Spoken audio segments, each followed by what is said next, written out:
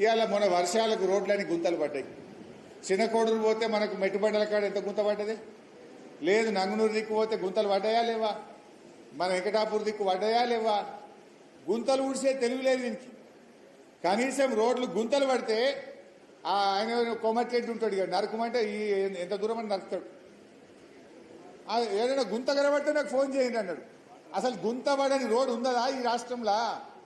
నువ్వు వచ్చినాక ఏమన్నా ఒక్క గింత డాంబర్ పొక్కలనే ఊడిసినావా నువ్వు? డాంబర్ పోసి ఆగిపోయినాయి ఎక్కడ రోడ్లు అక్కడనే.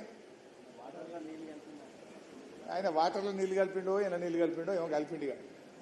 అయితే ఇవాళ ఆయన ముఖ్యమంత్రి పోయి నిన్న కొబ్బరికాయ కొట్టిండి. అలా ఫ్యూచర్ సిటీకి అట 4 లైన్ రోడ్ అట.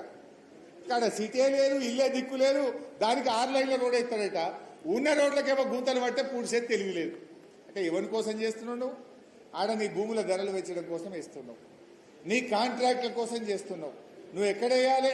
వర్షాలు పడి బ్రిడ్జిలు కొట్టుకపోయినాయి, రోడ్లు ఖరాబ్ అయిపోయినాయి. ఎవడు కాంట్రాక్టర్ అంటూ టెండరే ఎత్తలేడు. కనీసం ఈ రేవంత్ రెడ్డి ఈ పైసలు ఇస్తాడో ఇయ్యడో ఈ పర్సెంటేజీలు మాకు నడవేయని చెప్పి ఎవడు టెండర్ కూడా ఎత్తలేడు. టెండర్ వేసినా ఎవడు పని చేస్తలేడు.